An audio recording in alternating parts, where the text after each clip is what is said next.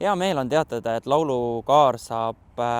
valgustuse teise etapi ehk siis lisaks laulukaare valgustusele avame me ka täna tuletornis ja raadiotornis valgustuse. Et see on vahva vaatemäng, mida tasub kindlasti vaadata ka inimestel, kes siis lauluväljaku territooriumile tulevad ja lauluväljaku territooriumit vabal ajal külastavad, eriti veel täna koroonatingimustes, kus ju mitte sellist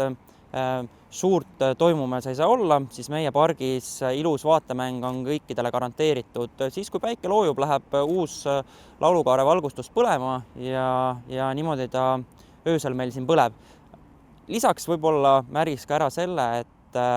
et mis ajendas seda tegema, et mõistagi see, et pakkuda ilu, et olekski meil üks tervikkompleks, mis säraks õhtupimeduses, et mis siis mitte veel kui lauluväljak ja laulukaar, aga teine asi on ka kahtlemata see, et lauluväljakul leidis